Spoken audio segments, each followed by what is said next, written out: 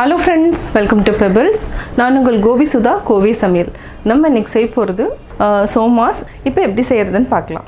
தேவையான பொருட்கள் மைதா மாவு 2 கப் எடுத்துருக்கோம். ரவை வந்து 1 டேபிள் ஸ்பூன், ஒரு சிட்டிகை உப்பு, தேவையான அளவு நம்ம தண்ணி ஊற்றிக்கலாம். பூரணத்துக்கு வந்து 1 கப் வந்து நான் தேங்காய் எடுத்திருக்கேன், அதாவது கொப்பரை தேங்காயை மிக்சியில் அடித்து வச்சுருக்கேன்.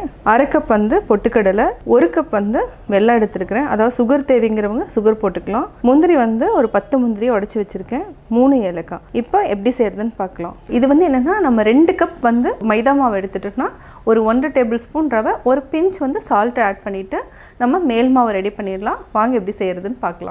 இப்போ நம்ம மைதா மாவு 2 கப் எடுத்திருக்கோம். இது கூட ரவை 1 டேபிள் ஸ்பூன், ஒரு சிட்டிகை உப்பு, இந்த அளவுக்கு இருந்தாவே போதும். இதுக்கு வந்து 1 டேபிள் ஸ்பூன் கீ விட்டுக்கலாம். இதை நல்லா மிக்ஸ் பண்ணுங்கள். இதுக்கு வந்து அந்த மாவு வந்து பதம் வந்து ரொம்ப கெட்டியாக இருக்கணும், அதாவது சப்பாத்தி மாவு பதத்துக்கு இருக்கக்கூடாது. ரவை வந்து போட்டோன்னா நல்லா கிறிஸ்பியாக வரும். இப்போ நம்ம தண்ணி விட்டுக்கலாம், கொஞ்சமாக விடுங்க ஃபஸ்ட்டு. இப்போ நம்ம கையில் பிசைஞ்சிக்கலாம். அதாவது இதை வந்து கொஞ்சம் கெட்டியாக தான் பிசையணும். சப்பாத்தி மாவு வந்து சாஃப்டாக இருக்கும், அந்தளவுக்கு பிசைய வேண்டாம். கொஞ்சம் கெட்டியாக பிசைஞ்சோன்னா நல்லா கிறிஸ்பியாக வரும். மாவை நம்ம இந்த மாதிரி கெட்டியாக பிசைஞ்சிக்கலாம். சாஃப்டாக இருக்காது, கொஞ்சம் கெட்டியாக தான் இருக்கும். இதை வந்து நல்லா ஊறட்டும். இதையே நம்ம வெள்ளை துணி போட்டு மூடி வச்சுட்டு இப்போ பூரணம் ரெடி பண்ணிக்கலாம். மேல் மாவும் நல்லா கெட்டியாக பிசைஞ்சு வச்சுட்டோம். அடுத்து நம்ம பூரணத்துக்கு ரெடி பண்ணிக்கலாம். பூரணத்துக்கு வந்து கொஞ்சமாக கீ விட்டுட்டு அதுக்கப்புறம் வந்து முந்திரி, தேங்காய் இதை வந்து லைட்டாக நம்ம வறுத்துட்டு நம்ம அரைச்சிக்கலாம். அதுக்கப்புறம் பொட்டுக்கடையில் நைஸாக வந்து வறுத்துட்டு நம்ம அரைச்சிக்கலாம். இப்போ எப்படி செய்யறதுன்னு பார்க்கலாம். நம்ம ஒரு கடாய் வச்சுட்டோம், கொஞ்சமாக கீ விட்டுக்கலாம். ஒரு 1/2 டேபிள் ஸ்பூன் இருந்தாவே போதும். முந்திரியும் போட்டுட்டு நல்லா வதக்கிக்கலாம். பொன்னிறமாக வதக்கிட்டு தேங்காயும் ஆட் பண்ணிக்கலாம். இதை வந்து லோ ஃப்ளேம்லேயே வச்சு செய்யுங்க. ஹை ஃப்ளேமில் டக்குன்னு வந்து முந்திரி வந்து பொன்னிறமாக மாறிடும். இது ஓரளவுக்கு நல்லா மாறிட்டு வருது. இந்த ஸ்டேஜில் நம்ம தேங்காயும் ஆட் பண்ணிக்கலாம். இதுக்கு வந்து நம்ம ஃப்ரெஷ்ஷாக இருக்கிற தேங்காயும் ஆட் பண்ணலாம். இது வந்து கொப்பரை தேங்காய், சோமாஸ்க்கு வந்து ரொம்ப நல்லாயிருக்கும். அதனால் நான் வந்து கொப்பரை தேங்காயை யூஸ் பண்ணியிருக்கேன். சின்ன சின்னதாக கட் பண்ணிவிட்டு நம்ம மிக்சியில் அடிச்சிட்டோன்னா இந்த மாதிரி வரும், திருவண்ண தேங்காய் மாதிரி ஆயிரும். இதை வந்து நம்ம ஒரு பவுலில் கொட்டிக்கலாம். இப்போ ஆஃப் பண்ணிக்கலாம்.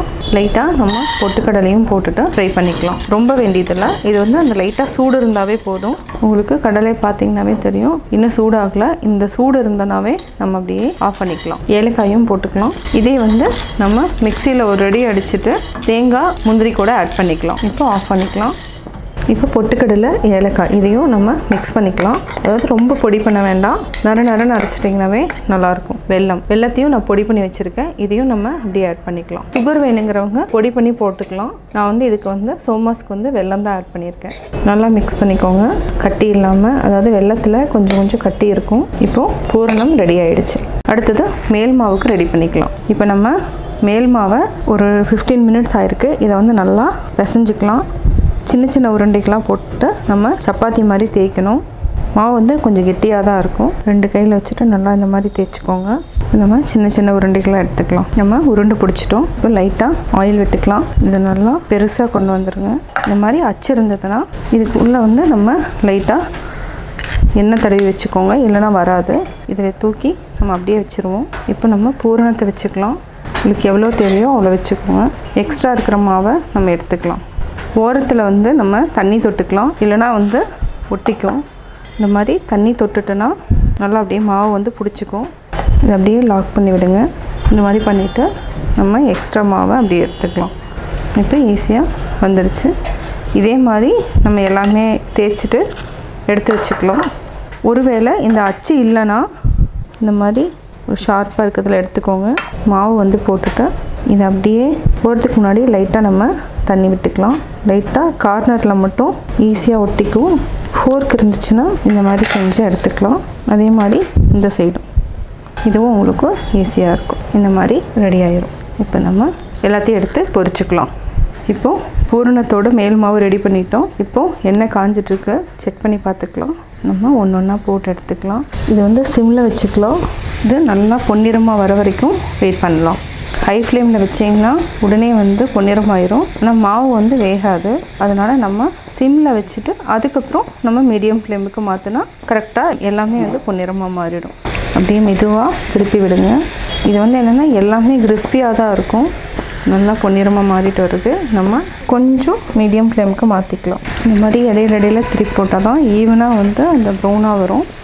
இல்லைனா ஒரு இடத்துல வெள்ளையாகவும் ஒரு இடத்துல பொன்னிறமாகவும் இருக்கும். இப்போ நல்லா பொன்னிறமாக மாறிடுச்சு. இப்போ நம்ம எடுத்துக்கலாம். எண்ணெயை நல்லா வடிச்சிட்டு எடுத்துக்கோங்க. இதே மாதிரி நம்ம எல்லாத்தையுமே போட்டு எடுத்துக்கலாம். சுவையான சோமாஸ் ரெடி.